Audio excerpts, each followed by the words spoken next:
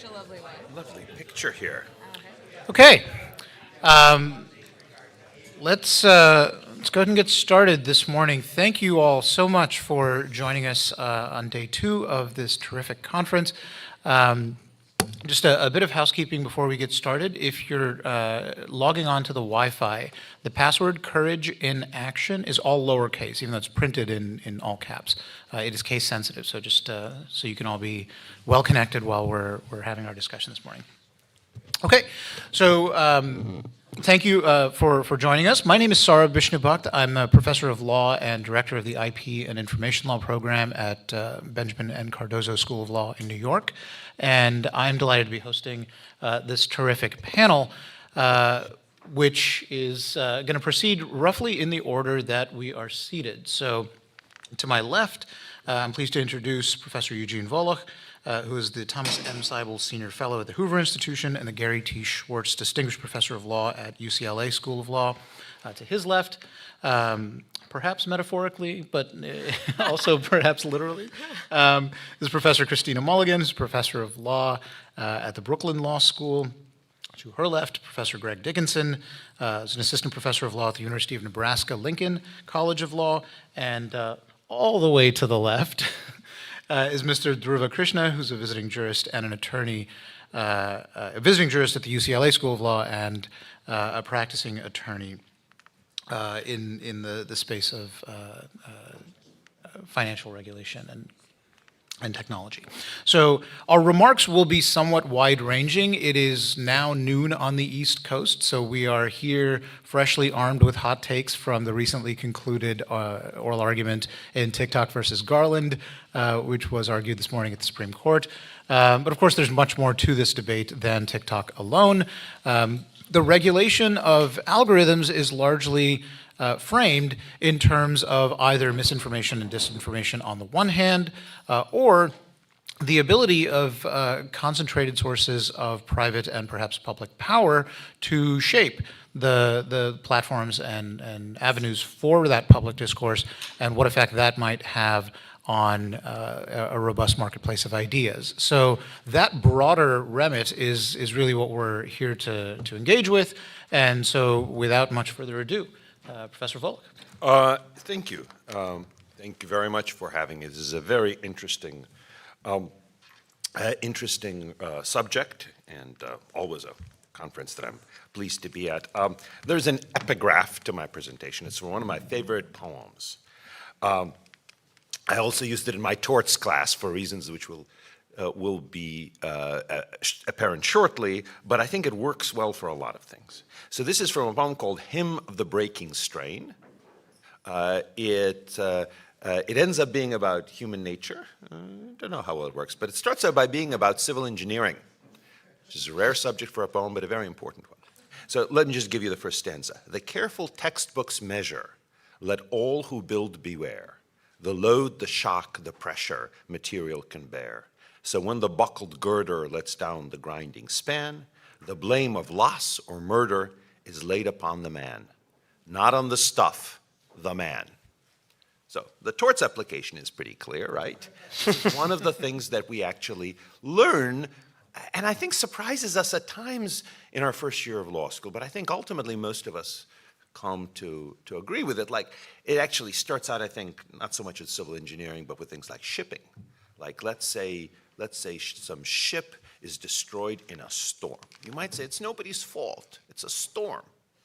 But if you think about it, ships are supposed to withstand storms.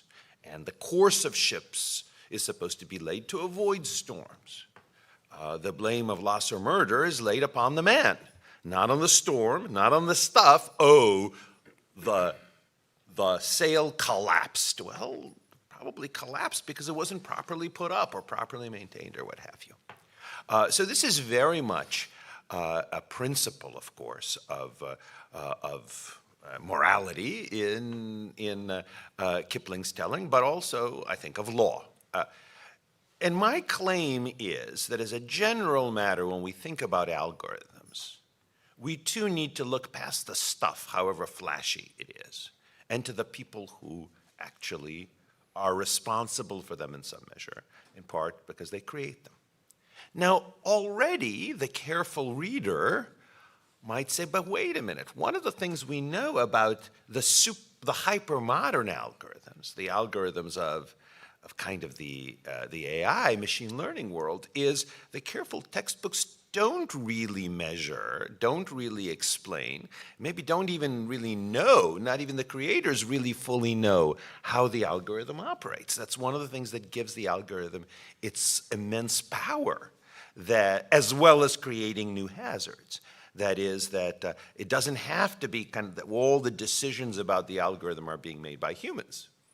Obviously, the initial decisions are made, but then that leads to things that look at least very much like decisions that are made by the algorithm. So one question is what to do about that. But I take it we'd agree that if a self-driving car, I love these Waymos, by the way, I ride them whenever I can. They are totally the future. But when a self-driving car hits you and you sue, first of all, you're obviously not suing the car. You're suing Google if it's Waymo. And second, Google will not be heard to say, I say will not be heard in the legal sense. They probably wouldn't actually be heard to say it because they would realize it's a foolish thing to say. I've heard some people say it about them, but I don't think they would be brazen enough to say it. Oh, it's not our fault. It's the algorithm's fault, right? You created the algorithm. You chose to let it loose upon the world. You ought to be liable. So one consequence of that is that, for example, when we're talking about AI and libel, well then, which is it's an article I wrote a couple of years ago, and there are actually 2 pending cases in American courts having to do with libel by AI, where really AI hallucinated clearly false statements. I think the answer is that the AI company is ultimately responsible for what it is that its algorithms put out. Even if it didn't consciously decide to say these things, no human there consciously decided to say these things about this particular plaintiff, it ought to be responsible. Now, to be sure, it may be responsible subject to the existing libel law rules, which may in fact turn on things like mental state. Then we have to figure out how to calculate the mental state. It would have to be the mental state of the humans, I think. But then the question is, what mental state do they have with respect to the algorithm? So maybe if it is a requirement of knowledge or recklessness, maybe there has to be showing of actual notice to the company that the algorithm is doing something. Whereas if it's negligence, maybe enough that they programmed it carelessly. So there are complications. But I think as a general matter, I don't think we could say, well, no liability because it's just an algorithm. Well, yeah, it's just an algorithm that you guys put out there and you are responsible for. So here's the second question. What about rights? Do companies, or let's say there is a law that limits algorithms, the use of a particular algorithm. There was some suggestion in the net choice cases that maybe the result ought to be different if if the output is determined algorithmically. Well, one thing that some people point out is that everything's an algorithm, right? Even before the AI era, the algorithm, chronological or reverse chronological order is an algorithm. But okay, so maybe we're using the term imprecisely. Let's say we're talking about algorithms where it's not clear, or where the creators do not actually fully know what the algorithm will end up doing. Maybe that's what people are getting at. But if that's so, I think the answer remains that if I want to create a news service and I write some algorithm that prioritizes certain things over other things, whether based on how popular they are or how much I like their ideology or how much you as the user have shown that you like their ideology, I think that's still ultimately a decision on my part. And just as I should be responsible for it, I think I should be entitled to do it. So those, I think, are the 2 basic big picture principles about algorithms. We're obviously going to want to get into a lot more detail, but I just wanted to start my few minutes just with giving this big picture. Christina. So what I wanted to talk about specifically with this group was the question of how people who maybe operate from a libertarian philosophy or an anti-regulatory perspective should think about the regulation of algorithms in a context where there's a lot of power concentrated in just a few companies about what people maybe see on social media platforms or experience. So that question might seem a little funny to start because your instinct might be, well, surely the answer is they don't like the regulation, right? But in the last few years, you've seen a lot of people that previously have been very opposed to government intervening in, what Facebook shows you or things along that line, starting to revisit that and asking themselves, well, has the situation changed enough that this, if the government is acting to regulate on a private entity in this way is bad, should we revisit that? And so I wanted to kind of explore that in a group of people that might be exploring that question themselves. A lot of this comes, I think, from the sense that some platforms have had an anti-conservative bias. There's been a lot of dispute about whether that's true. NYU did a study that said in a general sense that doesn't seem to be true, but there's a lot of specific examples that make people think that's true. Facebook and then Twitter suppressing the New York Post story about Hunter Biden's laptop because they thought it was misinformation. It turned out to be true. Banning Donald Trump on a lot of platforms after January 6th. Maybe even things along the lines of people being suspicious that TikTok is sort of promoting pro-Palestinian speech in a way that's non-neutral or that's somewhat intentional.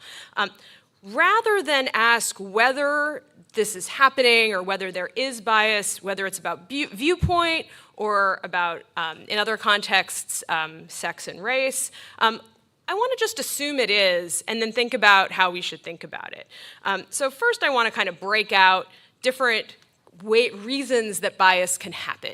And I think there's three that are salient. One is a private reason, that a platform, because of its own preferences or even social pressure that's private, choose to alter what an algorithm shows for these intentional reasons. An example might be, I don't know what your experience has been, but since Elon Musk bought Twitter/X, I've noticed a lot more conservative-leaning content than before. That's probably intentional, if that's true. Second, I almost want to say unconscious bias, but what I mean here is the algorithm is just doing something that it's learned, but it wasn't something that a designer intended it to do. An example that I think is really interesting in the context of race and gender bias is the FTC just concluded a dispute with Rite Aid, where Rite Aid agreed not to use facial recognition technology for 5 years. They had been using it to try to identify known shoplifters in their stores. Not only did that algorithm often make mistakes, it also disproportionately made mistakes identifying women and people of color as being more likely a match for a known shoplifter when they weren't that person. Right, so that also added to the, maybe you should slow your roll there. That's certainly not something that anyone at Rite Aid intended to be the case. They want the algorithm to work, and they probably want it to work equally for all people. And third is when there's an alteration of an algorithm because of government pressure. And I think we can see examples of that both in Mark Zuckerberg's letter to the Judiciary Committee about feeling pressure from the Biden administration in terms of COVID-19 information or misinformation in the pandemic. And just a couple of days ago, a lot of the talk is that Mark Zuckerberg's decision that Facebook would alter its moderation policies and also whether the algorithm kind of puts up or down political speech being preemptively in response to what they expect how the Trump administration might want to react to them. So presumably, when we're talking about should the government regulate algorithms, we're probably talking about the first two situations, only because in the third situation, the cure is the poison, or the poison is the cure. So I want to say I do have some sympathy for regulation where an algorithm is acting directly on a person from a sort of procedural due process point of view, right? So there's no explanation, usually, at least for now, for why black box algorithms make a decision, and not a good way to interrogate, like, well, why did you come to that conclusion? And in those cases, for these sorts of fairness and accountability reasons, I think there's good reasons to say that Europe might have gotten this right in GDPR, where they have a provision that says that a person shouldn't be subject to a decision based solely on automated processing for a legally significant decision. An example that I think is quite interesting is some public schools have been using a private company's algorithm to try to assess how much a teacher's presence in the classroom has improved the performance of the students compared to some baseline. And there was a case in Texas where someone got fired, or it was attempted to fire someone where all the sort of human assessments of his performance had been positive. It ended up, he sued, the case ended up being dropped, but the argument was, you can't explain to me what was wrong with my teaching because we can't interrogate why the algorithm is saying that I'm inadequate. So in those kinds of cases, I think I have some sympathy. On the other hand, when we're talking about algorithms that are deciding what speech to show you, I want to make the argument that biased social media is still better than government-imposed neutrality on social media for a couple of reasons. One is we still don't really know how to de-bias things in the sense that you can know that something is miscalibrated without knowing exactly how to recalibrate it. What is the baseline? Amazon had an algorithm that sorted through resumes and CVs that they scrapped, as like a first cut. They scrapped using it because it learned to never put a female candidate forward if there was any indication the person was female from women's soccer team. And they're like, we don't know exactly, there's certainly different, it's not 50-50 women who study computer science, et cetera, et cetera. We don't know what the right number is, but we know we're pretty sure it's not 0. But because you don't know what the baseline should be, you can't really correct it. And so having, some sort of government effort to neutralize seems very problematic. There's plenty of private incentives to fix these situations. Half of social media users have, are probably on one political side or the other. No one forced Amazon to scrap that algorithm because they were like, oh, this is bad. So we don't necessarily need government intervention to fix this, at least in the medium run. We have the long-standing worry that even if private entities make bad mistakes, do you really want to trust the government to fix them, particularly when the people in power might be people you disagree with in a few years? And finally, the epistemic humility argument, which is, when in a private context, it's easier to switch who you are working with, who you are speaking with. These entities are not as entrenched as sometimes they seem to be. And I think once you're talking about imposing a particular behavior top-down from a government perspective, you need to be really confident that you're doing it right. And everything I just said about the difficulty of figuring out what neutral is gives a lot of creates a lot of suspicion that this isn't a good idea. You might say, well, listen, why don't we just take a really thick version of libertarianism, impose First Amendment values kind of on private entities? Surely that would work.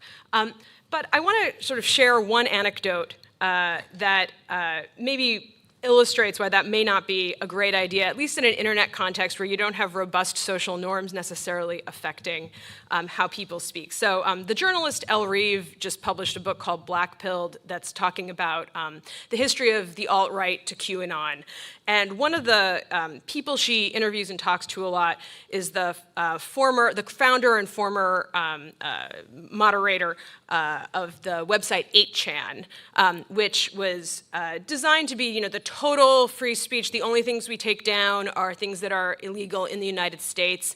And that person, whose name was Frederick Brennan, really believed that in the marketplace of ideas that in mainstream publications, people didn't allow you to post things outside the Overton window. What we really need is that robust discussion, and the best ideas are going to float to the top. And over the course of years, he became really disenchanted with this, because what happened on 8chan is that as more and more Nazis came in, people who didn't have those views were so kind of horrified and offended that they left. And what you ended up with on 8chan, and what he himself became horrified by, was this white supremacist monoculture where the marketplace was not actually functioning because that was the only view present.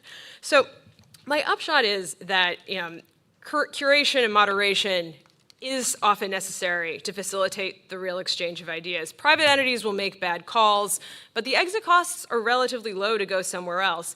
And this isn't really inconsistent with free speech values because freedom of association also drives the advancement of ideas. So anyway, that's the pitch. The best speech environments come not from government-imposed neutrality, but from using the government's own neutrality to allow many different conversations to exist with different constraints and different points of views. Okay. Greg, please. Yes, so thank you. Christina Mulligan, Professor Mulligan, she started by asking, suppose you're a libertarian, what do you do about technology changing? And I wouldn't have thought it was possible, but I want to zoom out a little bit even beyond that question and think about the idea of technological change and what the law does in response to that in general. And the first thing I want to note is this very natural human tendency in response to a new technology development to start the lawmaking process. It's really impossible to ignore this impulse. This is where your gut goes unless your mind tells you otherwise. And you see this in history with, famously the printing press. Boy, was that a big technology. And you see the Western world kind of respond with restrictions on publications that question royal or papal authority. In the Ottoman Empire, even a stronger response. You see bans on Arabic character printing presses in the 15th and 16th centuries, and then even bans on printing religious texts up until the early 19th century. And so very significant responses to technology. More recently, I loved this quote. I couldn't resist sharing it with you. But in response to magazines, this was an 1899 newspaper article. A journalist with the Brooklyn Eagle warned that there would be a, quote, brain rot contagion caused by widespread circulation of magazines.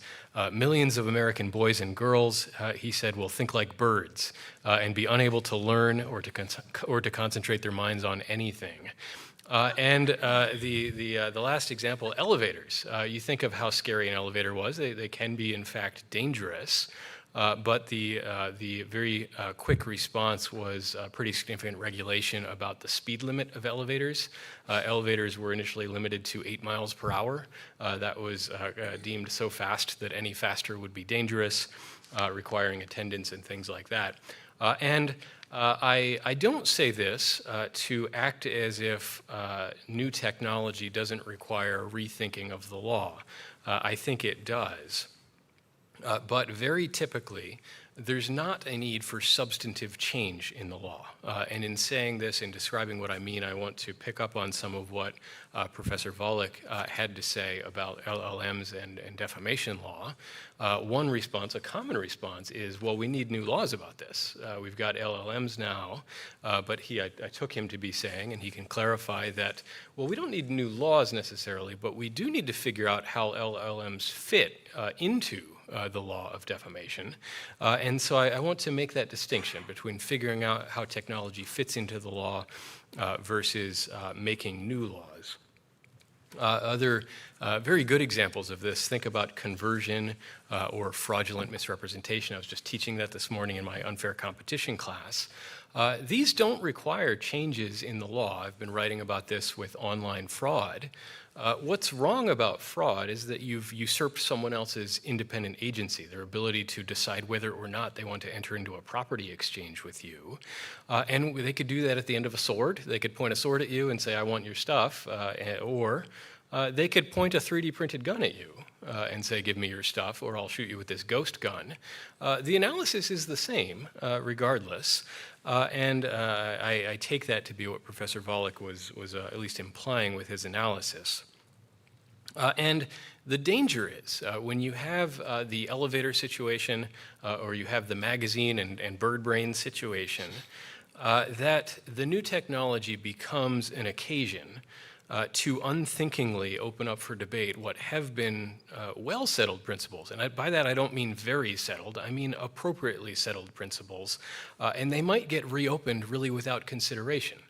You might start wondering whether we need new fraud laws because of online fraud and inadvertently upset something that was actually working quite well. And so there's a real danger there. And I've noticed this, as I said most recently, with so-called dark patterns online. And I've written a few pieces arguing that we might need to change enforcement techniques, but we probably don't need new law to deal with dark patterns. And the reason is it has been illegal forever, basically, to lie to someone to trick them into giving your money. And it's still illegal if you do it with a deepfake. It's the same law. We need no legal principle. Some of my favorite examples from this area I couldn't resist sharing. A deep fake of Kim Kardashian endorsing a colon cleanser. The Kim Kardashian colon cleanser deep fake case. No need for new law, but this is certainly a new area of law that we should pay attention to, or a new area where we need to figure out how the law of fraud applies to deep fakes. And one response, folks might wonder, well, what's the harm if deepfakes contributing to fraud are already unlawful? Why not make them doubly unlawful with a special deepfake law? And if that were what we would actually get, I would have no problem with it. But to borrow the quote from Game of Thrones, the legislative and regulatory processes are dark and full of terrors. And I want to share some of those terrors with you that keep me awake at night. And one of them deals with the knowledge of regulators and legislators.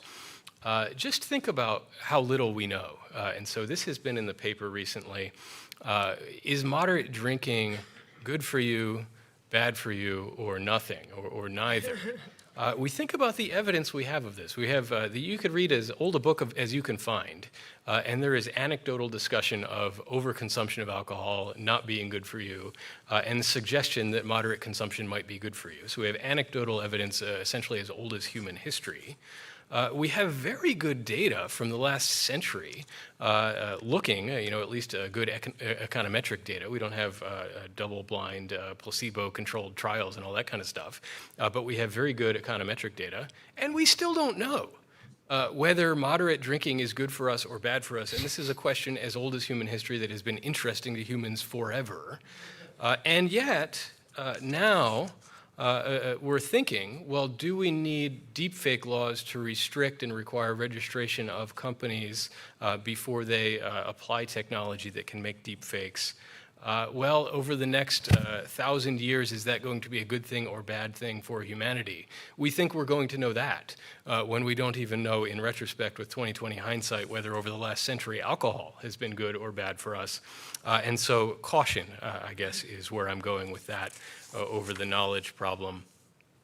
Famously, you can worry about interest group pressure, and so you're not going to get that good law that all of us could sit down and write something that had a plausible claim to being a good law. That's very likely not what you're going to get, and so your option is keep what you have or get a law written by Google, and that is not likely to be a good one, at least for competitors to Google. And then the last kind of concern, I have a long list of worries, but these are the three that I'm going to talk about now, is the idea of kind of risk-averse implementation. And so you get an agency that has incentives that are different from the public. The agency writing the statute, most of them are worried about their jobs, and so if they're going to do anything, they're going to over-regulate. The compliance team at the company that's deciding how to comply with the law will do the same thing. Their compliance team is going to say, well, I don't want to lose my job, and so amp it up a little bit. And all of a sudden, a well-written law that was this burdensome becomes this burdensome in the implementation by the actual companies. And so these are my worries. And so before deciding on positive law, I would wrestle with them. Is the main point. Great, thank you. Drew. Yeah. So as the other panelists have discussed, algorithm regulation is a very complex, nuanced, and multifaceted issue. So taking this apart, I want to address three perspectives I think are very critical to understand this issue in detail. So first, in a room of lawyers, I think it is very important to understand the economic incentives at play here. So one very common call for AI regulation are calls for transparency and accountability, which are often touted as the save-all metric to save things like algorithm discrimination, copyright infringement, etc. However, many of these suggestions actually overlook the very powerful, profitable, and economic incentives behind the AI industry. So some numbers here. Currently, OpenAI, which is probably the most visible, well-known AI company, is estimated at being valued at $157 billion. At this price, its estimated value is higher than the GDP of several states, including Maine, Montana, North Dakota, and multiple countries, including Ecuador, Sri Lanka, and Morocco. In 2024, this was a banner year for investment in AI companies generally. For example, there was over $100 billion in AI investments and several billion-dollar fundraising for specific companies. So what does this economic growth mean? Obviously, AI is here to stay, and despite what many think, AI is likely not a fad, like some other technologies recently. However, despite these economic growths, AI transparency is still sorely lacking. For example, a recent Stanford study found on multiple models that the score was generally 58 out of 100, with the researchers stating that the overall state of transparency in the foundation model was poor.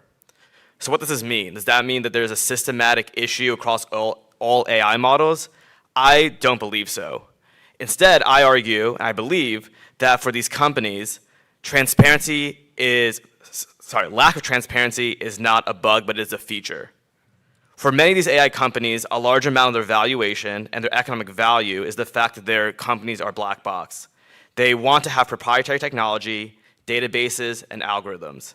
To that end, increased transparency only leads to increased financial, legal, and competitive risk. I think as lawyers and legislators, we have to actually understand these economic incentives before touting new laws. I also want to make two new points here. One point is that the focus of AI models as a massive profit center is actually coming under fire. For example, Elon Musk is currently involved in a contentious litigation with OpenAI, given its push to restructure as a for-profit entity. Although this lawsuit is itself a complicated issue, it exemplifies the issues around economic incentives in the AI space generally. In addition, there has been a large push for open source models and technologies. For example, Meta has made it a priority to create open source AI technology, most notably by creating its Llama language model. However, I still urge that even these open source models are extensive risks. For example, open source technologies can make up their lost revenue through using other less favorable practices, such as invasive advertising, locking users into a developer's ecosystem, and selling user data. So what does this all mean? Ultimately, I believe that this means that we have to always remember that AI industries and algorithms all exist within a much larger, much more complex, and much more dynamic and profitable ecosystem than law school classrooms. And it's very important that lawyers and legislators understand this ecosystem before proposing wide-sweeping solutions or reform.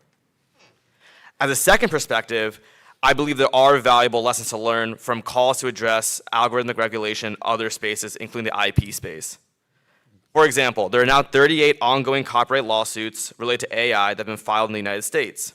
Among the most prominent of these are lawsuits against large language models for utilizing copyrighted material. As Professor Dickinson said, I think these lawsuits raise an important principle, which is, does the current law actually work? On this point, there has been a legislative explosion around calls for AI bills. Every other week, there is now a new AI bill to address something going on.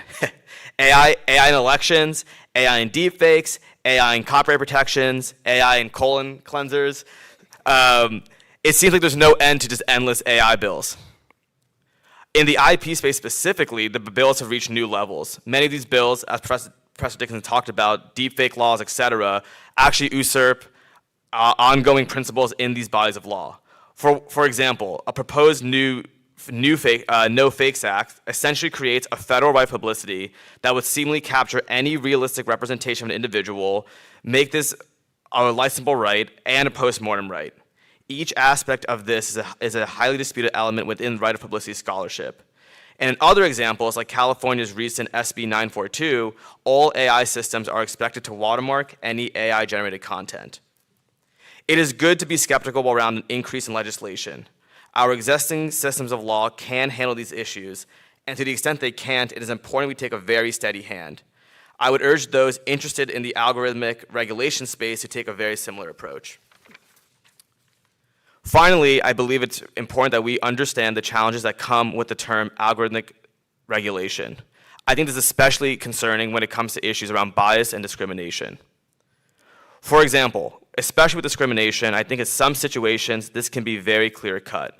For example, if there was a mortgage evaluation system that used AI to systematically deny South Asian applicants, I believe we could clearly say this is likely an example of algorithmic discrimination. However, I think the issue gets much more complicated in the details. For example, Google was recently accused of having a biased AI model. After trying to address this issue, they created an AI system that would output photos of the founding fathers and Nazis as people of color. I don't believe any of us believe that this is a good outcome or this is the kind of bias adjustment we want large tech companies engaging in. This is also an example where, right now, Google is showing its cards by launching a missile to kill a mouse. But what happens when these weights and balances are adjusted ever so slightly? So now all outputs about the founding fathers include lengthy disclaimers about their racist acts, preferences, and beliefs. Once again, I believe conversations about regulation of algorithms raise similar questions that we've seen in the tech space. At its heart, raising concerns over bias also raises related questions of who is the purveyor of truth in our society. Do we want to put the burden on large tech companies like X or Meta? What happens, like what happened this week with Meta, when these companies are subject to censorship pressures from government actors? Or if these platforms take content moderation policies that we disagree with? In these circumstances, is algorithmic regulation an actual tool or just a tool for censorship? On my end, and call me old-fashioned, I believe that one core aspect we all need to talk about is consumer education. Banning certain technologies, whether it be a social media app or a Gen AI tool, is an extreme measure and one that does not get to the underlying heart of the matter. For all of this to work, the Federalist Society, our institution, and our democracy as well, we need individuals and consumers who can actually understand these issues in depth and think critically. That means we all need to learn how AI actually works, how these tools actually shape their output, and then question those outputs when they lead to biased or truly wrong outcomes. So in conclusion, I think this issue is a very tricky one, and as lawyers and policymakers, we need to create solutions that are quick, fast, and effective. However, given the promise and importance of AI to our country, we need to also make sure these approaches are measured and reasonable. Thanks. Okay, thank you. So let me start. I have many questions for each of you, but I'll begin, Eugene. When you were talking about the regulation through the tort system, for example, of the blame being laid with the man, the people who design these softwares. If we start from the view that we're regulating in order to nudge or even force the designers of softwares to internalize the costs that they are imposing through their shoddy design, then the case of direct human changes after the fact, I think, is pretty straightforward. But if the algorithm behaves in unexpected ways and we're still trying to improve the design, there seems to me a really tough empirical and technological question about how certain we can be, designers of the legal system, how sure we can be that the designers of algorithms weren't already doing the best they could. Because if they were, then what we've generated is just a general wealth transfer or a general insurance statute. What we want is some indication that, okay, you didn't know what you were doing, you didn't know what the algorithm was going to do, but you at least knew the extent of your ignorance, and that might have led you to make different design choices. And I'm sort of rehashing the classic, foreseeability analysis of one-L torts, maybe. But what's your sense of that? So I think this is a tremendously important question. I think it would be, for example, with regard to libel law, except at least so far, there do seem to be only 2 cases we know of. So maybe in terms of either positive or negative deterrent effects, either good or bad ones, maybe they aren't as great as we might imagine. But you could certainly imagine situations where undue liability for platforms might stifle innovation, for example. So there are a couple of ways of thinking about it. One possibility that some people have offered as to many products in the past is to just impose strict liability, not on a culpability basis, not we're holding you liable because we think you're careless even. We're just holding you liable because we think that will in the aggregate give you the best incentives. And also relatedly, will avoid having to having the system as a whole blow billions of dollars and hiring dueling experts, let's say. So let's just give you an example of something. I don't think this would work well for large language models for reasons I'll get to in a moment. But imagine we had a rule for self-driving cars, which is whenever there's an accident involving a self-driving car and let's say a pedestrian, let's just make it clear. Make it narrow so we can have a very simple rule. The self-driving car company is going to be liable. Now, there are possible downsides there. It may encourage pedestrians to be more careless, but since the highest payout isn't going to get you your life back or your limbs back, probably there already are sufficient incentives for care, even though, of course, we know pedestrians often are careless. And we might say this will encourage the companies to be more careful. Maybe we might say there were no punitive damages. So if saving one life, let's say, pedestrian life, would cost $100 million, we might say, no, we want you to do this kind of cold calculation. Although, of course, sometimes we know juries don't like it when you do that. Maybe we can have a statutory rule that says essentially that there will be no punitive damages, even compensatory damages according to some schedule. And the theory being that ultimately we pay for those injuries in one way or another. We may pay for it through the insurance system or whatever else. And the cheaper way, because it avoids costly litigation, is just to have the companies pay for it and then spread the burden. Given that it appears that self-driving cars are going to be, on balance, much safer than humans, we set the bar very low, we humans do. I don't think this is going to be kind of a crushing burden. On the other hand, if you do hold an LLM liable for all possible harms as a result of its output, what you really are saying is you're not holding it liable just for physical harms. You're holding it liable for economic harms, maybe even emotional harms. Certainly, libel is often a combination. The reputational harms are a combination of that. And there's actually maybe a good reason why we usually do not have strict liability or even negligence liability for pure economic harm and such. Maybe that would be too burdensome. But if that's so, to the extent we do accept negligence, because libel is an exception from the pure economic harm rule. You can have negligence liability in libel cases. I think there are well-understood mechanisms, however imperfect, from design defect law and medical malpractice law and such, where we say, we do try to figure out what's careful and what's not. One of the things may be to look to see what other platforms do or what other products do. Maybe if other products do better than yours, that's a good sign that you're being careless. So those are a couple of ways of thinking about it. Okay. Christina, so you're advocating a posture of government neutrality accompanied by the sort of private platforms exercising the power to curate and moderate, and you will leave one and go to the other, and the cost of exit is low. I'm with you up to that point, and it seems to me that you run up pretty quickly at that point against the problem of network effects. Because as these platforms, are rising and falling, I'm old enough to have been on MySpace and High Five and Friendster before Facebook and Twitter and Snapchat.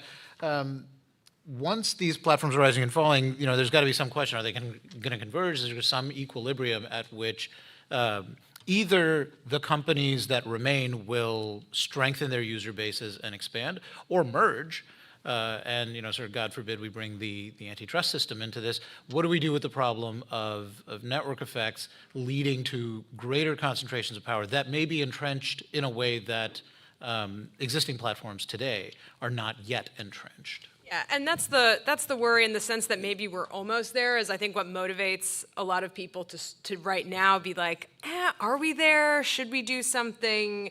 If there are a few main places that people go to sort of see what people are talking about politically. Mm-hmm. And I think the burden has to be on kind of the pro-regulatory side to show that in the, that is what is happening. And just to give an example that may not have affected people in this crowd, but a lot of people more left-leaning were really unhappy with what Elon Musk has done with Twitter/X. And it took a couple years, but it really seems like an alternative platform, Blue Sky, has there were like 7 alternate Twitters to start, that one of them has seemed to get enough momentum to really pull the people that were disenchanted with Twitter X over there, and to create a new place that people want to go and are happy with, despite the network effects issues, specifically because people were unhappy with what the platform was doing. And yes, that's not, you can say 2 weeks after Elon Musk bought Twitter, you would have been like, oh, there's nothing, it's not going to happen. And even like a year after. But so a lot of these things aren't tomorrow things where, you just snap your fingers and, it's completely trivial. But I think the evidence, as you mentioned, MySpace and all the old, Friendster. Remember Friendster? That data, by the way, still exists somewhere on somebody's server, right? Like those GeoCities pages that I created in college are. But until it really seems like that people aren't able to say, I'm unhappy here, let's do something else, I think we've got to, continue to assume that exitability and change is possible, because it certainly seems like it is. And maybe, you have to be comfortable with there being a medium term in that, because sometimes it does take a couple years. But I think on balance, we're not in a situation where things are so entrenched that we want to think monopolistic, like that this is a monopolistic situation. Yeah. Okay. And then Greg and Dhruva, I want to pose the same question to both of you, because I think there's an interesting through line between the set of remarks you both offered. And that's the the choice that we're continually confronted with when we try to liken problems we see today to problems we've seen in the past, and sort of, there's always a range of problems that come from drawing the analogy to finely or not finely enough. Greg, you sort of take a posture that the devil you know beats the devil you don't, and we like the devil we've got. And the devil we're talking about at the moment is Google. If they write the law, then we're going to be in a worse situation than the alternative. Okay. The alternative, in the absence of statutory or regulatory reform or just change in the manner that you describe, might be simply that, well, look, there's an autonomous vehicle and it's going to be held to some common law development in the courts through the tort system. That's our backstop. And I was having a discussion a couple of days ago about how the closest analog to an autonomous vehicle is a horse. Because it makes decisions, and there's plenty of, with a nod to Judge Easterbrook, there's plenty of law of the horse when we're trying to figure out how a system whose predilections we can predict but not perfectly, and whose behavior we can anticipate but not perfectly, we've got common law to guide us, and we may have to reach back further than we ordinarily do. But in that situation, two things will be different than if we had gone the political route. The route of the political branches. One is that the pace of legal change will be slower, and maybe that's good and maybe that's bad. And so that's one question I want to put to both of you. Is it better for change to come slowly for reasons of allowing innovation to sort of proceed relatively unimpeded? And the identity of the legal developer is different. Courts are not immune to capture, but they are generally understood to be less susceptible than regulatory agencies and sort of elected officials and so forth. So is there reason to favor caution for the reasons you're describing, additionally for the reasons that change may come slower and we think that's good, or in spite of wanting quick change, as Dhruva suggested, in spite of that, we might want it because the identity of the legal developer is a judge rather than a capturable regulator or elected official. So I put both those questions to both of you. So I love the horse analogy. That's really terrific. I was skeptical at first, but I thought, well, you do train the horse in ways that are unpredictable. You teach the horse how to be a good horse. I don't know what that means, but I think it's a pretty solid analogy, and as a common lawyer, I really like it. And I think there is a reason to favor the common law. So I don't want to come across as the person who is resisting change. Maybe this is true of me, but I don't want to come across this way, that I'm resisting change because I'm old-fashioned and scared of change. I actually think, at least I've convinced myself, that there are good reasons to retain the existing legal structures. And some of those are an accident of history, some of those are kind of design. And I guess one reason is I think we have a good common law. We have a common law that prioritizes liberty, that prioritizes property rights, and whatever you think of that, it's turned out empirically to be a pretty good scheme for developing countries to become richer. And so we have a good foundation by a variety of metrics. And when we build statutes on top of that, to the extent they do anything, they're invariably changing what we have inherited as a pretty good system. But I also think there are reasons to favor exactly the things that you mentioned, the slower pace of change and the identity of the decision makers. I would actually push back, though, and say I don't think the pace of change is slower. It's actually really hard to build consensus and get a statute passed. It's very easy to file a lawsuit and get a negligence claim decided. In fact, Professor Volokh mentioned a couple cases already involving LLMs. We don't have a statute on that point yet. And I think necessarily the change is slower in a different sense, and I think this is what you're getting at. We don't have an announcement from whichever court that was that here below henceforth shall be the law of LLMs regarding this, that, and the other thing. We have a decision that in this context the libel claim or the defamation claim succeeded or failed. And that sort of incremental lawmaking is useful for exactly the reasons I mentioned about our lack of knowledge. If you don't have perfect knowledge about the welfare effects of a technology, which we certainly don't, deciding on the particular facts, this particular case, one little tiny step at a time can actually be a positive. And the last point I'll make is courts are more resistant to capture, in my view. It's harder for Google to control a nationwide set of 50 states judges, many of whom, at least in the federal system, have life tenure and don't rely on elections and donors and things. And so I think there's a strength there, too. Please. Yeah, I think just adding on to that point, off the uncertainty/certainty of law, replacing large bodies of law with new statute creates a lot of harm for other industries. So for example, even supposed minor changes in the right of publicity or other lightless laws creates massive issues for creative industries, overnight sometimes. I think we have to always remember with artificial intelligence that, and the main point I was trying to really make earlier was, it is pervasive and will be pervasive across many industries. And creating these new laws can create a lot more confusion that create a lot more issues. Off Professor Dickinson's point, I actually agree as well that I think these incremental case law does a better job of actually handling specific harms. So for example, a lawsuit over a digital replica and pornographic deepfakes might get to specific issues in those circumstances better than an overarching deepfake law. I also agree with the identity of the legal developer. I do agree that generally judges and the case law gets at it better because of things like regulatory capture. So for example, in California, they just passed a new digital replica law where they actually added a carve out saying your record company can actually enforce your likeness rights. That is just pure capture right there. There's no reason for that to occur except that someone lobbied them to do that. I would also say that once again, throughout all these discussions, what we really need to also focus on is consumer education. It is so unbelievably important that people actually know what they're using.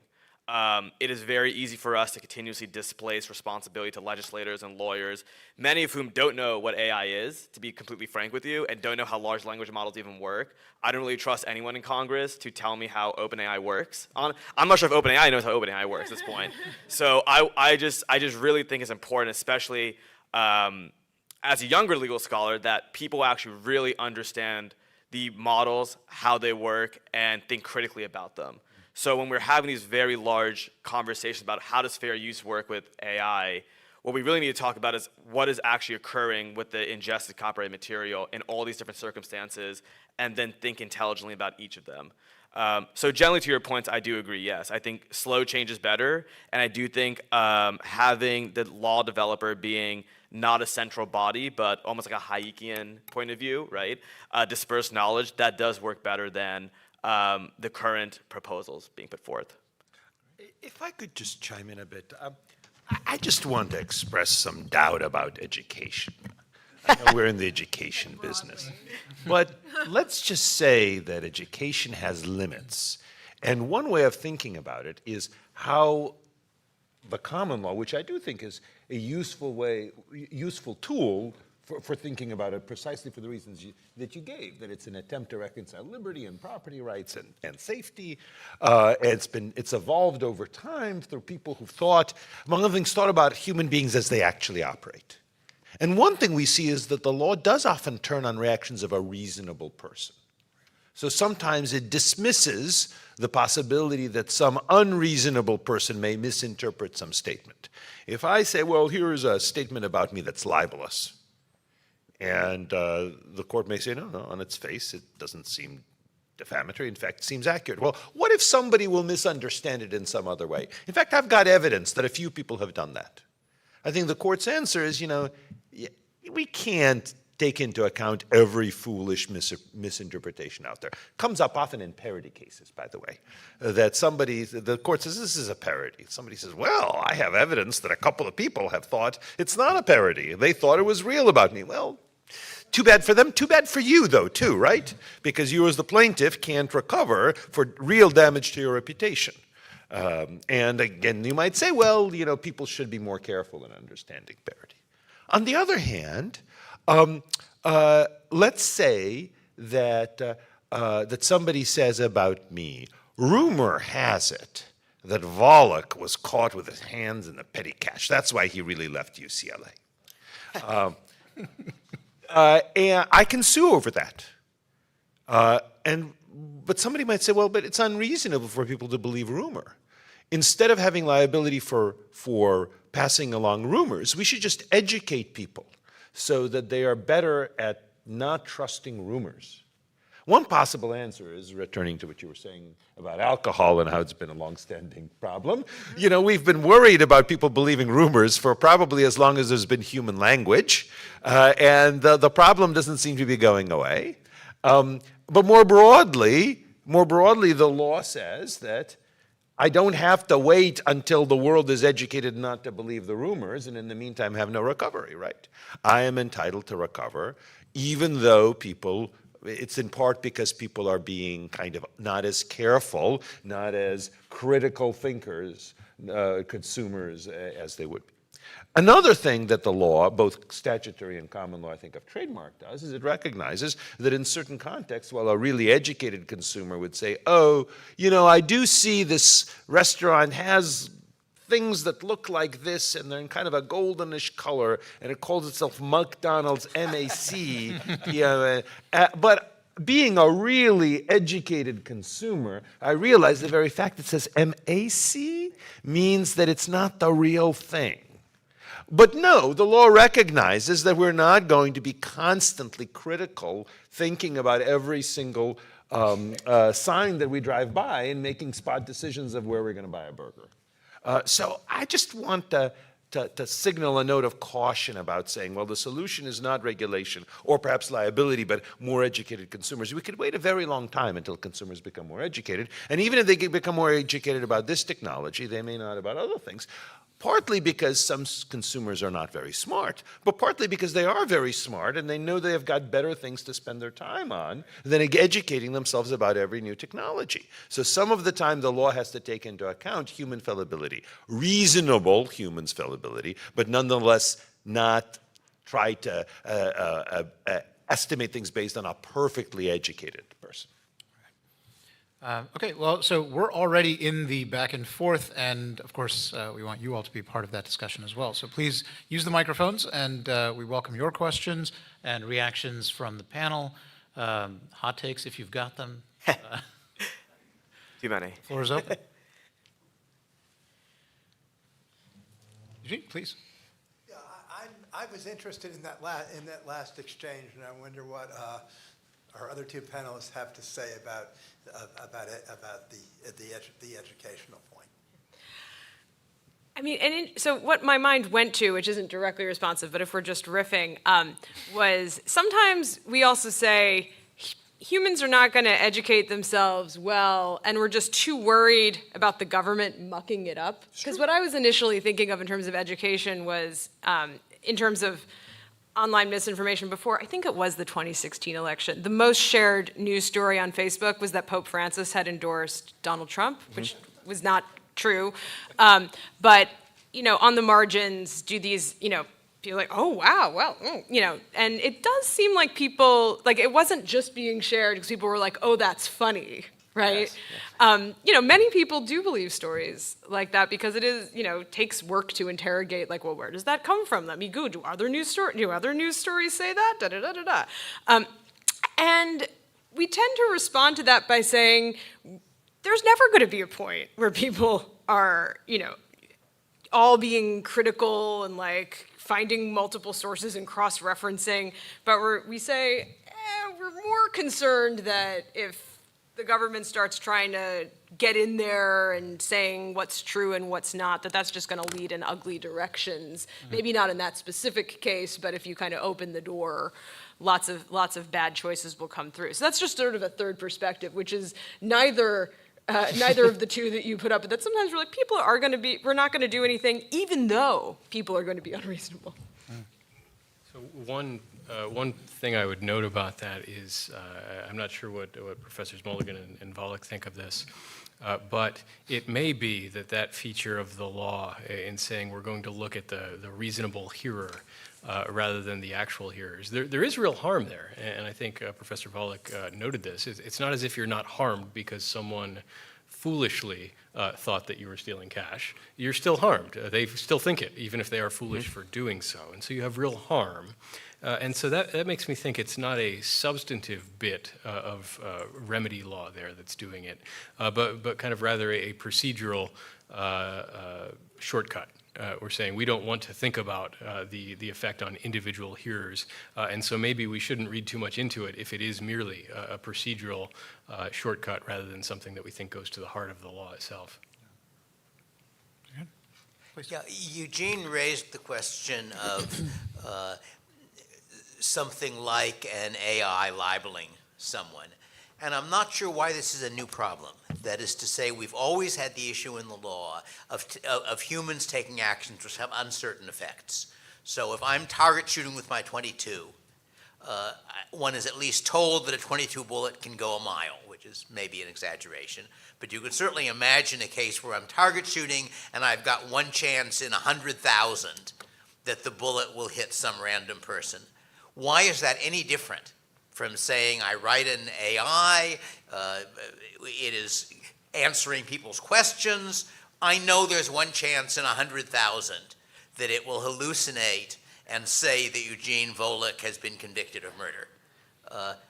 Why is that any different? Why don't you still say it's a straightforward, tort issue?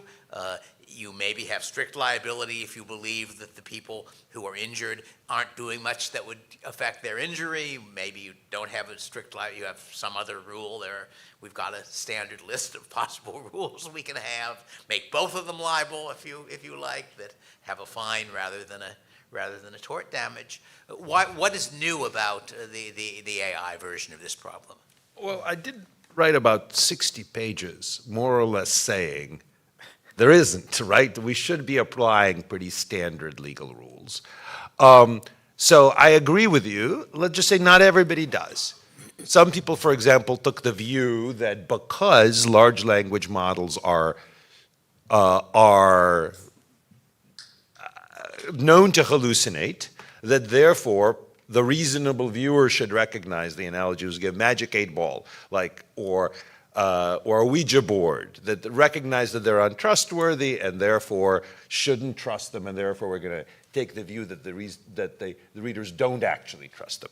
I think that's wrong for various reasons, one of which is we don't invest hundreds of billions of dollars in Ouija boards, and we don't put the answers of Ouija boards as the first response in Google search, right? Occasionally there are interesting twists. Like, for example, libel law, rightly or wrongly, does require knowledge or recklessness as to falsehood, as to certain kinds of statements, essentially, let's say, about public officials and public figures, to oversimplify. how do you apply that to a large language model? One is you might say, well, we're just going to impute knowledge, but that's the whole thing that libel law doesn't allow. Another thing is you might say, well, because the platforms, surely nobody there had the thought of this, we're going to output this statement and it's false, so they're categorically immune as to the knowledge or recklessness claims, but perhaps not as to negligence claims.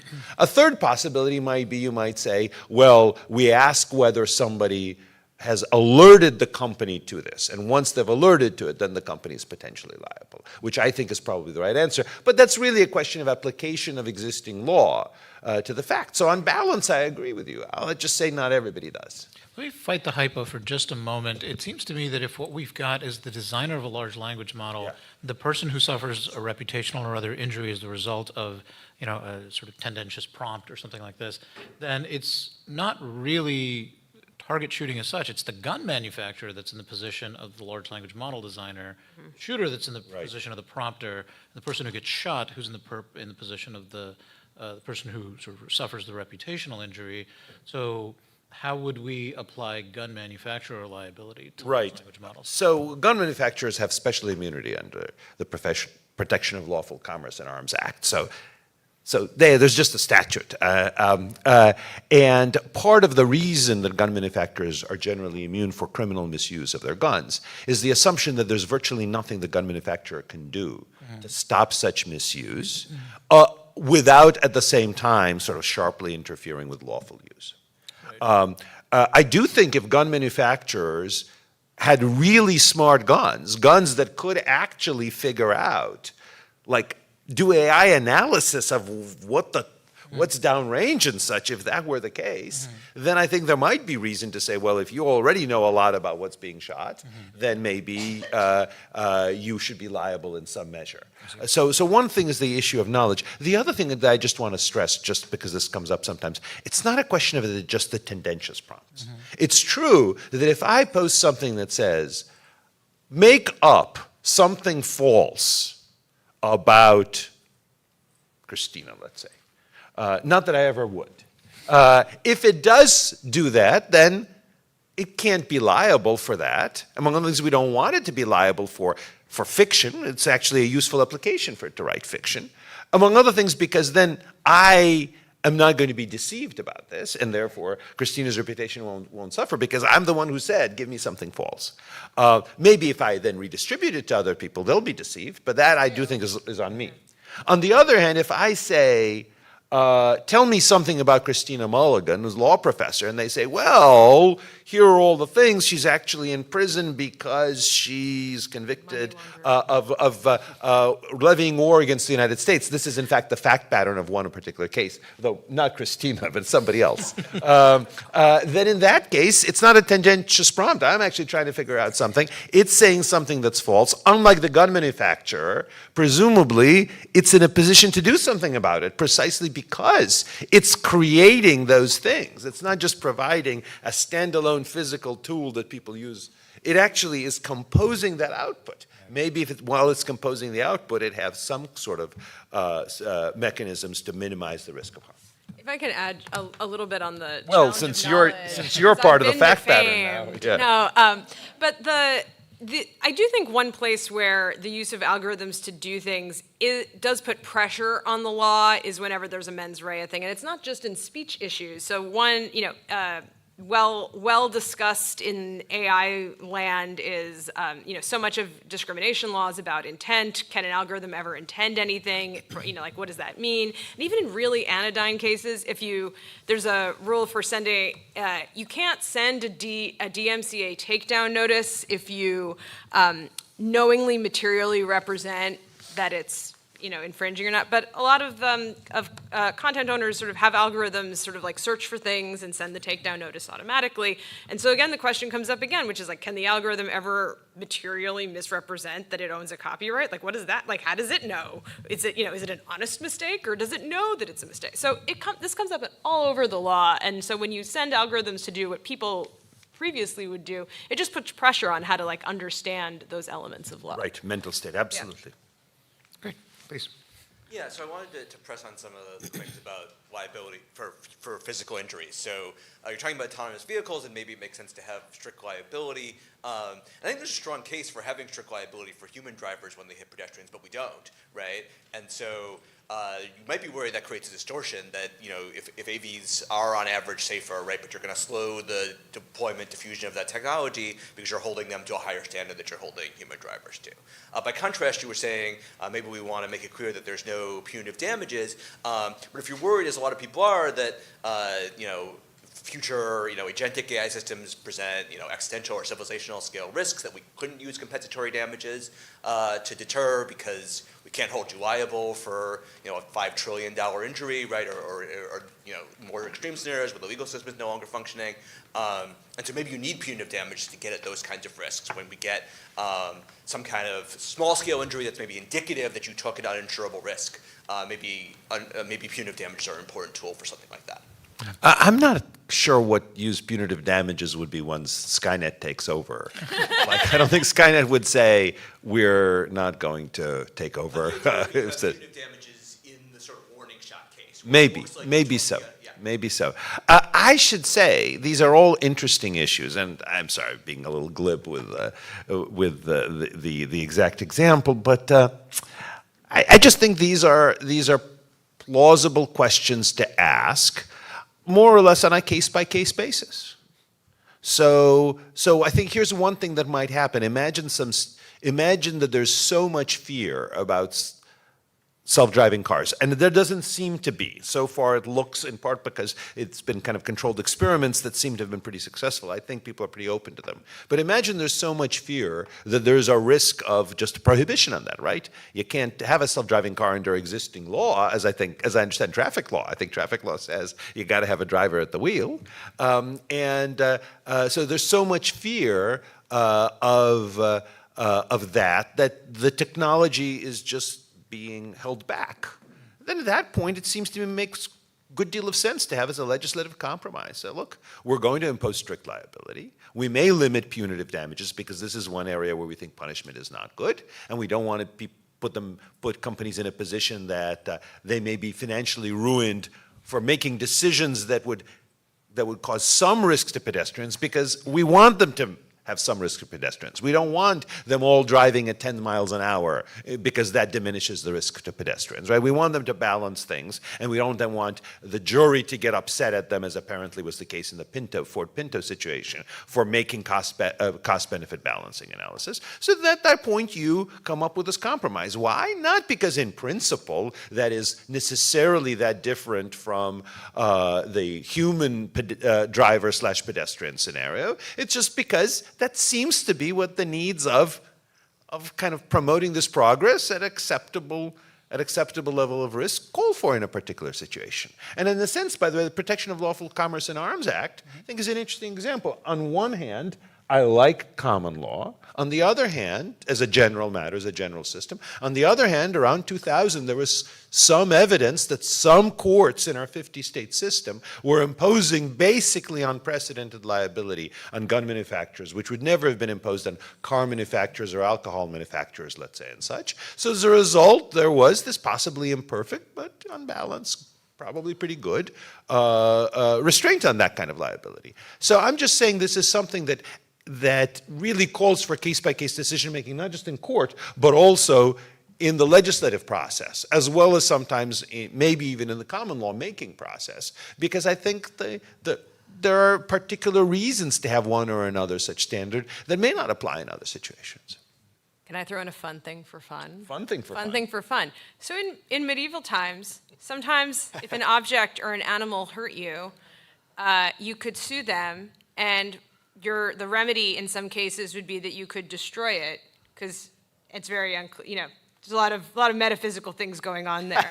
But I genuinely think there's something to this, and just go with me for 2 seconds here. So there was a guy who shot a drone that kept flying over his house, and obviously it was being driven by a person, but the focus of his ire was this object that seemed to be animated, right? Having this appearance of autonomy makes people kind of project their their feelings about what's going on, not just onto, the company that made the algorithm for the car, but that car ran over my foot. Right? And I think there's an element of tort law that is about. We talk about retribution, but there's a little bit that's about revenge sometimes. And I think we should also consider being able to take baseball bats to the cars. I wrote a paper about this called Revenge Against Robots in 2017. Just throwing that out there. I think it's fun. I don't know if I mean it. Brilliant. Yeah. Lee, please. So I wanted to ask what everybody thinks about the government pressure problem, because I thought that the court ended up kind of punting on the Supreme Court ended up kind of punting on that question, but I think that it even when there is choice among these companies, if there are few enough of them, it does seem like they're a pretty tempting target for government pressure, and I'm wondering what you all think how do you think things are working with that? I mean, it seems like, for quite some time, the government pressure was being pretty successful in directing what people were seeing and what they weren't seeing, across these different platforms. It is true that got halted by, Musk buying Twitter, but that could easily have not happened. And, it's not clear that Musk was doing that out of profit motive as opposed to sort of not liking what was going on. So I'm just wondering what people's thoughts are about that. I have a kind of something else to start the discussion. I'm not a First Amendment guy, and so this isn't my area. But I wanted to mention, and others on the panel may be thinking this too, even if you don't have a single entity or just a couple entities, if you're not able to enter the market because of some bottleneck elsewhere, and this was the Parler example Professor Mulligan mentioned, you're going to, you could have the same problem despite a pretty effective market because you have a bottleneck at the app stores or something like that. And so I don't know the First Amendment answer, but I wanted to put that out there also. Right. So I think that is a great question, maybe worth a separate discussion. Let me just try to answer that because I thought a good deal about it recently. Apologies if you were in yesterday's ALS social media session where I mentioned the same thing. So I think there are two things going on in your question, and the second one I think has also two ways of looking at it. The first is what happens if it's government coercion or something close to it. NRA v. Vula was an example of that last year. And the court has said, if the government is actually threatening, maybe even implicitly threatening retaliation, then that is government suppression. I think that's right. But the more interesting, more difficult question is, what if there's no coercion, but there is kind of government persuasion to do something? And there are two ways of thinking about it. One way, which actually came up in the Murthy arguments from two justices who'd been in the White House, Kavanaugh and Kagan. And they said, look, we would call up reporters all the time, or people like us, would call up reporters and say, you wrote this article, such a stupid article, just stop propagating this nonsense. And they were probably thinking that they were doing a favor to the reporter as well as to the readers, especially if this was before the article was published. It was just, let's say, they got wind of it. They're saying, look, yes, we're trying to get you to stop publishing misinformation. Yes, we know what's misinformation, what's not is vague, but it's your job as the reporter not to publish misinformation. Your readers will thank you for not publishing this misinformation. We think you'll thank us once you ultimately come to see that we stopped you from publishing a stupid article that will reflect badly on you. Or sometimes if it's not just misinformation, call up someone up and say, we hear you're writing an article about this particular thing that's happening. If you publish it, this treaty negotiation will be over. Or if you publish it, this this foreign intelligence action, which is really important for the country, is going to be blown, and that's going to be bad. Or if you publish this, then just this particular law enforcement action is going to be bad, is going to be stopped. Or essentially people will be alerted to it. Can you see a way clear not to talk about it, right? I mean, that's perfectly normal. Is it pressure? It's certainly tempted moral suasion. There's certainly some risk, perhaps indirectly, that there'll be retaliation, but we accept it. Now, let me tell you the other side of this, and this is an example that I'm not sure how it plays out. I happen to own some real estate in California. Thankfully, it didn't burn down. One of the house I sold 2 years ago, my wife and I, did burn down. The other stuff is still standing, and it has tenants. And I have the right under the lease to go and look around there under certain conditions. I may need to give them a warning. The police don't have the same right, without a warrant. So let's say police department calls me up and says, Volokh, first of all, let us tell you, if you want to say no, we'll never hold it against you. And you can trust us on this, we're just appealing to your good citizenship. But there's somebody, your tenant we think may be committing some crimes. Can you, maybe in a couple of days, after giving him warning, go and look around and then report to us? That's not coercion. Maybe that isn't even much pressure other than moral suasion. But that, it turns out, makes my search a Fourth Amendment, a government search for Fourth Amendment purposes. Likewise as to certain kinds of race discrimination, certain kinds of interrogation and such. So we do have analogies in other areas which suggest that even persuasion is something by the government, is something that triggers the First Amendment, even when the persuaded party had every right as a private property owner to do the thing he was persuaded to do. Which way we should analyze the First Amendment questions, I don't know. Can I add a thought? There's another kind of maybe problematic pressure, which I think is just, I'm low confidence in both of these thoughts. Kind of problematic pressure is you, the platform owner, just kind of want a quiet life. You don't want to be criticized or possibly, you don't even know if someone's going to investigate you or do something or call you in front of Congress, but you're just sick of going before Congress and having to answer a bunch of questions.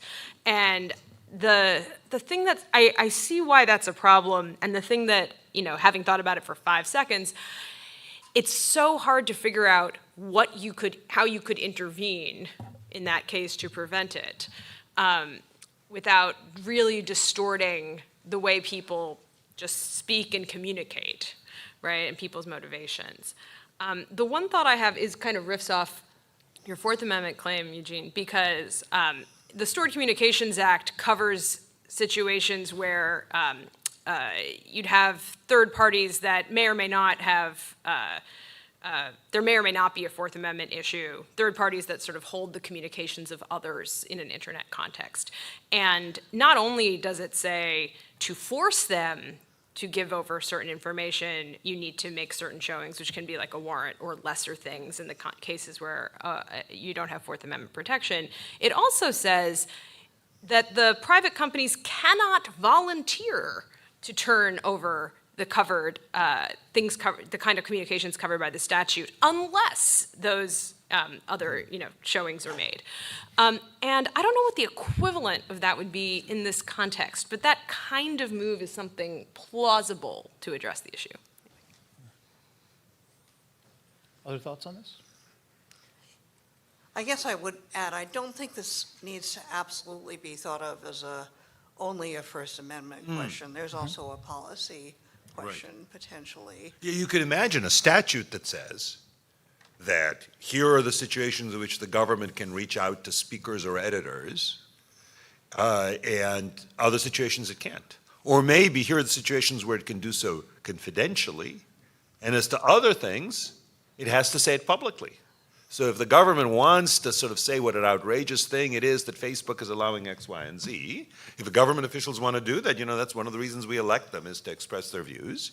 But they better do it publicly so that we can figure out what's actually going on.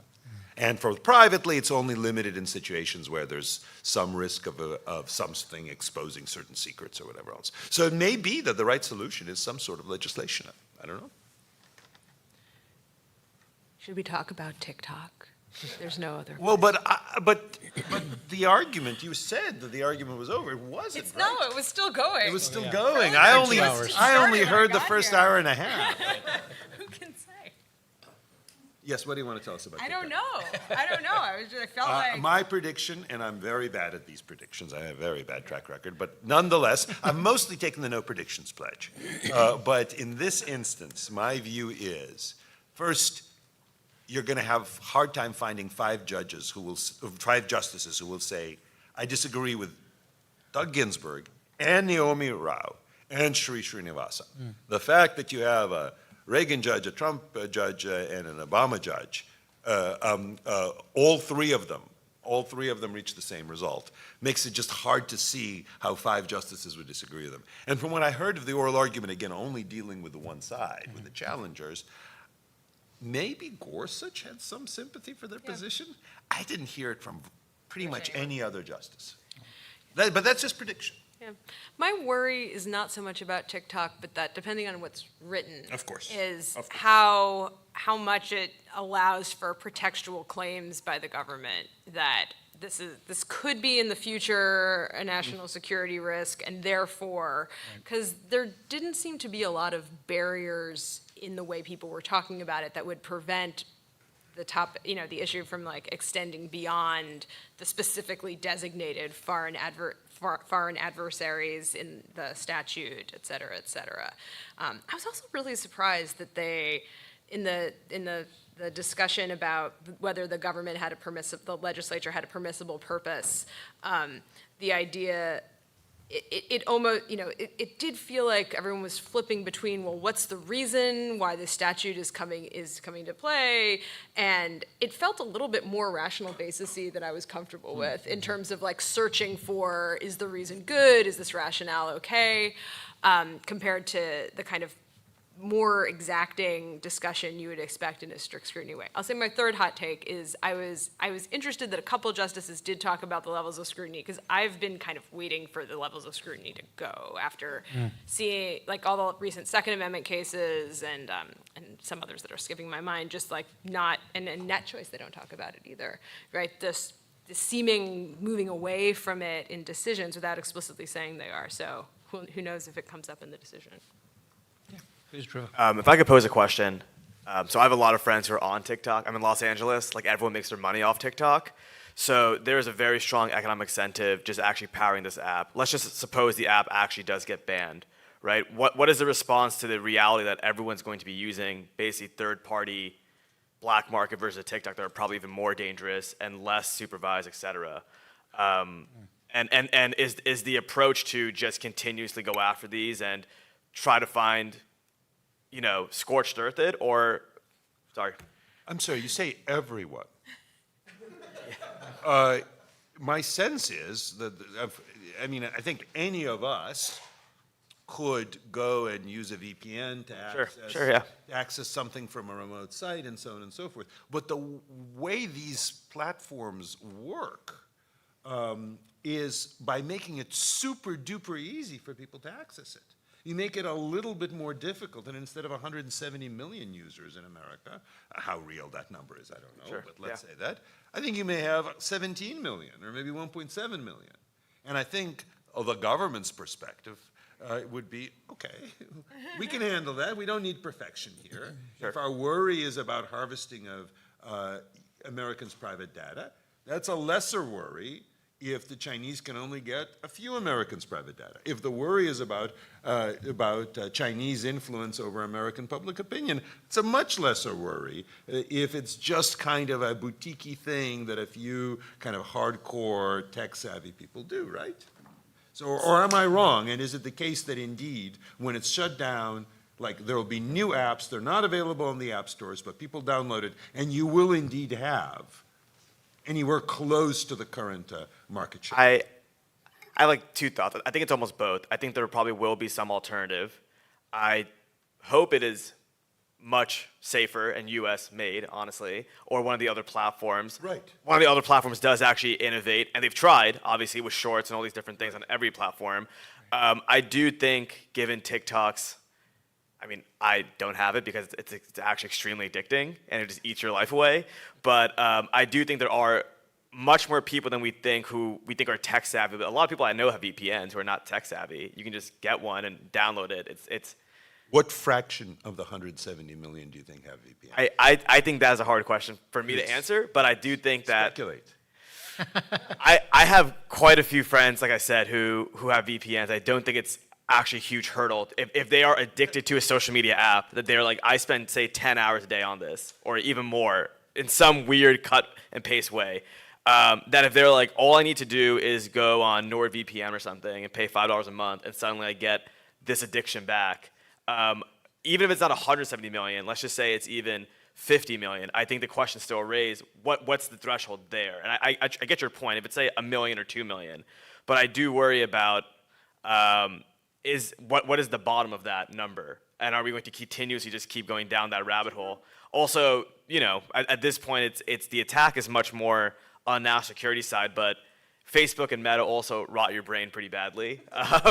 And I think if we're talking about threats to democracy and all these things, there's no, you know, I've seen things on social media that are U.S. owned that have definitely lowered my IQ points. So I'm just wondering where the line is drawn. Well, but there, the answer, at least that the government has given, Sure, generally, sure. is quite clear, which is to say we are perfectly aware that we cannot ban a platform Yeah. simply because we don't like the views. Yeah. We're reconciled with that. There's a lot of case law on that.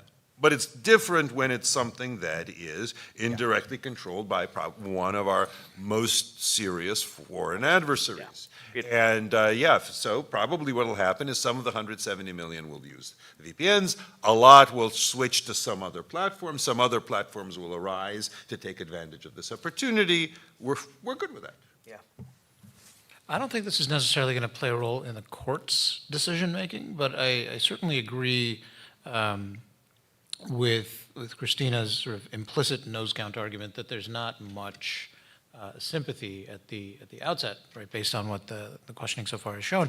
There were 4 votes to grant cert, but not a 5th vote to grant the emergency application for a stay pending review that accompanied the cert petition, which means that the sort of position of TikTok is already a little bit behind the 8 ball. Now, they didn't deny, they just said the application for a stay is deferred pending argument. So we may see a decision on that today or over the weekend or Monday or whatever.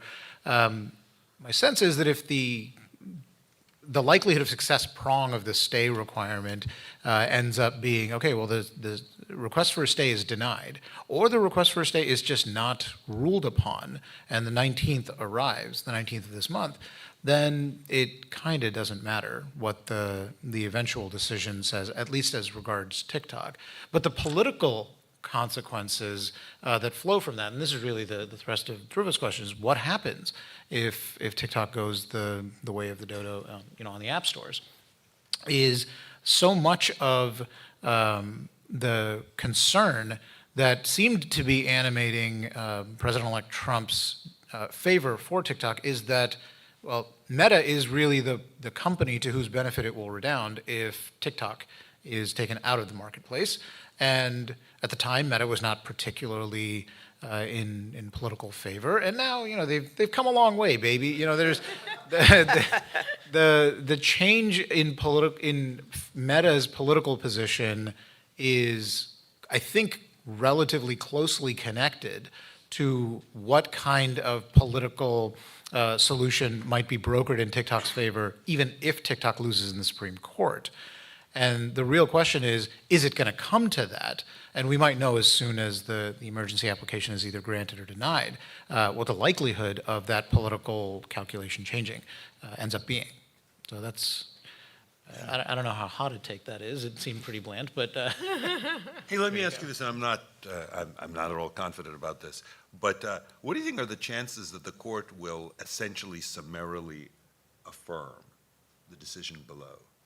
On the grounds, essentially. I thought we weren't doing predictions. Pardon? I thought we don't do predictions. Well, I usually don't. And this is, actually, this is so hard to predict, but there's actually some merit to that, right? Yep. They're working on a very short timetable. Yeah. They appreciate the risk of error. They appreciate that if they set some precedent, it could do other things in the future. If they granted review, not because they really wanted to resolve the big picture legal issues, but because they thought it was a really important question that called for judgment by not just a random three-judge panel of a lower court, excuse me, an inferior court, as the Constitution says, might they just say, and again, I'm not at all sure that they will, but might they just say, this is a good opportunity to say the bottom line is this, and limit the damage we could do? So it's almost like limiting the decision to its facts. Well, that is Right, exactly because what a there's no summary precedent affirmance. then, That is yeah. exactly what a summary affirmance does. It is precedent only for the decision actually made in that case. I think you made a good prediction there, Eugene. I mean, it's not a prediction, not a prediction. So here's the thing about that. The DC Circuit assumed without deciding and without sort of going through a reasoned analysis that the level of scrutiny that ought to apply and correctly applies is strict scrutiny. They consciously punted on that and said, well, it satisfies strict scrutiny, so we don't need to decide whether strict scrutiny or intermediate scrutiny is available. That seems to me a reason, maybe not a dispositive one, but a reason not to summarily affirm. Because that could be something that the court, if the DC Circuit had done an actual, like, here's what we think applies and here's why, I'd be more inclined to. Interesting. Because that seems to me, even the precedential value of the decision as to its facts, leave a very important antecedent question for future congressional behavior completely unanswered. Oh, yeah. they Yeah, don't you're know. right. A summary affirmance will provide minimal information other than this law is constitutional. The question is whether they'd be willing to do that. But you're right. Yeah. You're right. That's always the problem with the summary affirmance. So scratch your head and say, okay, this is constitutional for some reason. But what? And it was clearly enacted as a trial balloon, right? That's the thing. So this gives me, I won't call it a prediction, I'll call it a modification of Professor Volokh's prediction. Not a prediction. But so you could see the court say, we affirm, and not for reasons stated by the DC Circuit, but for reasons to be described in a later opinion. Oh, that would be the responsible thing to do. We know that it's a very short time frame, but I'm wondering if they might, for some of the reasons you mentioned, like the worry is what the opinion will say, and will the opinion inadvertently do these things? I think even justices on the court who are generally take quite speech protective views think this has got to be permissible for the government to say we just don't want communist China influence over American public debate in various ways. But we also don't want to set a dangerous precedent for the future.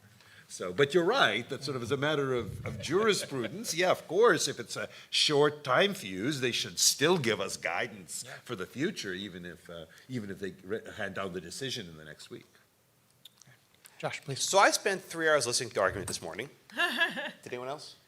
What were you doing? We had to otherwise? stop to do the panel. I was listening while I was at another panel. See, that's how you're supposed to do it. So the short I like how answer- you just walk in How and did like they- come to the microphone. Did they beat up the SG as much as they beat up the So I'll the say, challenges going lawyers? into the argument, I agree with Eugene. I actually agree with you that the government was likely to prevail. I am less confident. Oh, really? Now, let me just explain why. Twofold. So first, the Trump brief, which was widely derided, was mentioned favorably a couple times. I think Barrett in particular said, well, maybe the president-elect can make something happen. right. So scoffing, I think actually was an effective brief. Number two, I wrote a post about 2 weeks ago saying the court can grant what's effectively an administrative injunction. So the court will often do an administrative say, we're just going to put this on hold, but that's put one hold, an injunction. Just put an injunction in place without regard to the merits. And when you combine the administrative injunction with President Trump's let's make a deal, the court never has to do any of this stuff you're saying. Is Greenland part of the deal? No, the Panama Canal. They trade TikTok for the Panama Canal. That's the deal. China gives us the canal. They get to keep TikTok in America. I think it's actually a good, right? It's actually a good deal.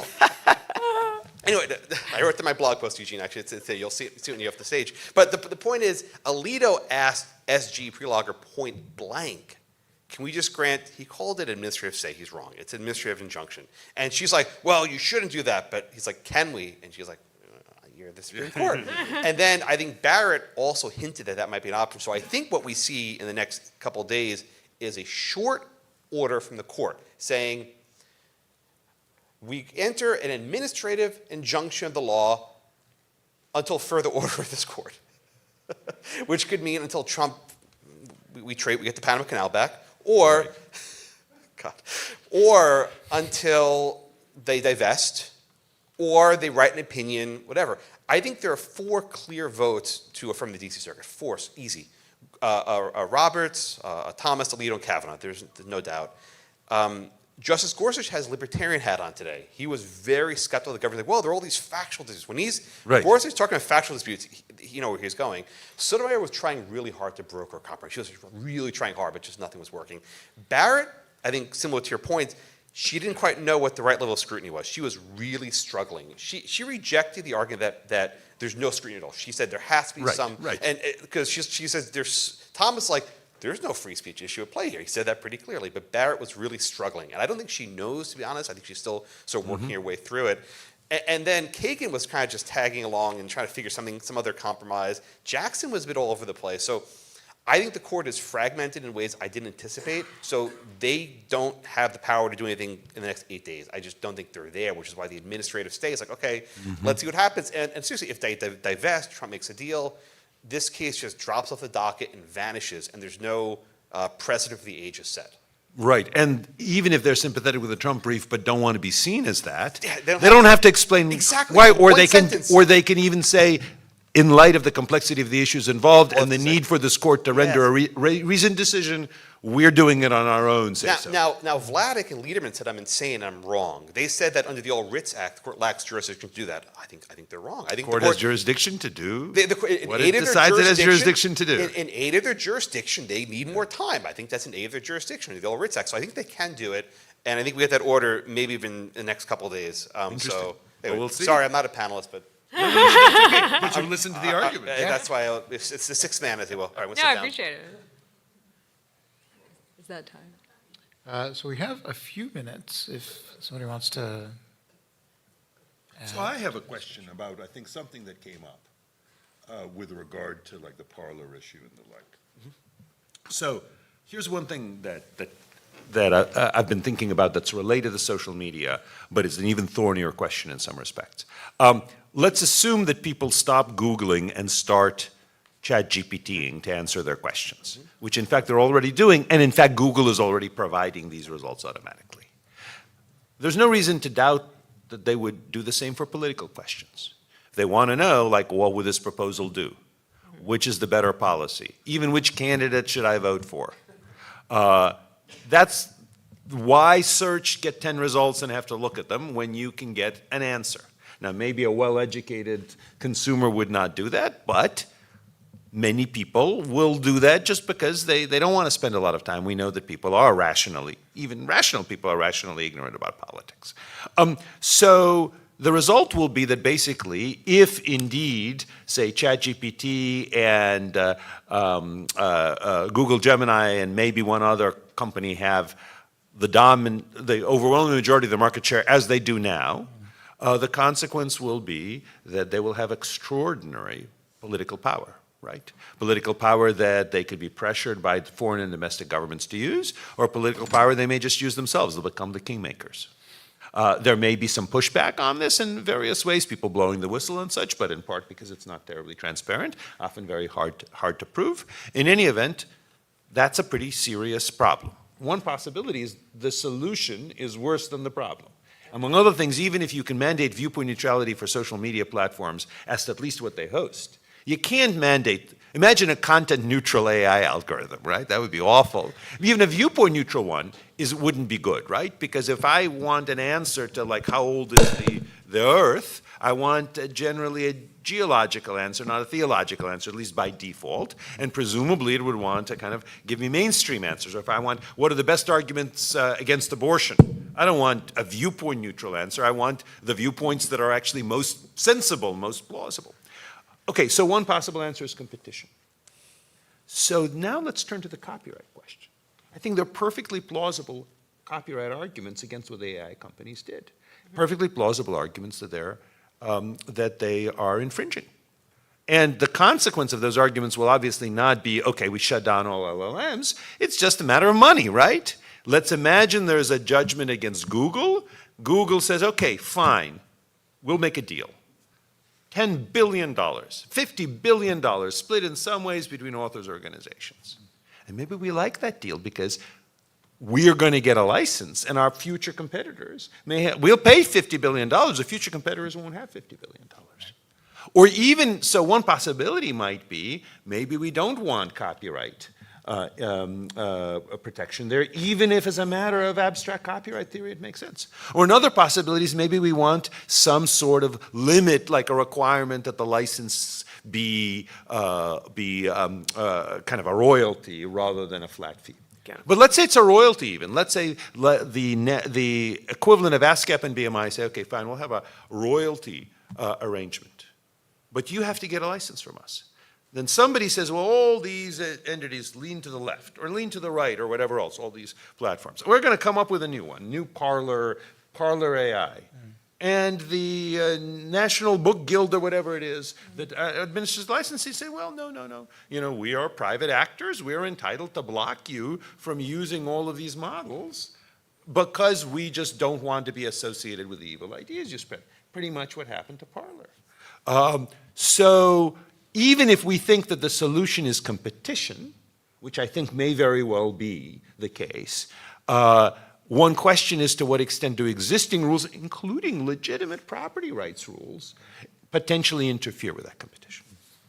Well, since we are at time, let me offer the last word to... Yeah, I just wanted to know why Eugene thinks the problem of an AI telling you how to vote is any different from the problem of the New York Times telling you how to vote. That the Post lost a whole lot of subscribers when it didn't tell people how to vote. Right. So I think that the problem with media platforms having too much power is a real problem. But again, we've long concluded the cure is worse than the disease. In part because the disease may be the New York Times, but for all we talk about the New York Times, and important as it doubtless is in New York elections, if not New York Times as such, but local newspaper may be the only newspaper in town and may be very important in local elections. It's just one player. But if you really have these three entities that have control over what is the media diet of most Americans and maybe even most non-Americans, then you're talking about a larger problem of larger degree. It's still a difference in degree, but sometimes differences in degree become differences in kind. When we did last face that, which was when we had 3 broadcast networks that were seen as having very broad nationwide control, the consequence was a good deal of regulation. I actually don't like a lot of that regulation, but it's understandable that people might be worried about ABC, NBC, CBS throughout the whole country in a way that they're even more worried than they were with regard to the New York Times or the Washington Post. And I would say if it's just Microsoft and Google, which is what it's looking like, and maybe Claude, we should be even more worried. Again, that doesn't tell us whether the cure is worse than the disease, but it does suggest that our minor little cold may be getting into pneumonia. Okay. Well, with that, please join me in thanking our terrific panel.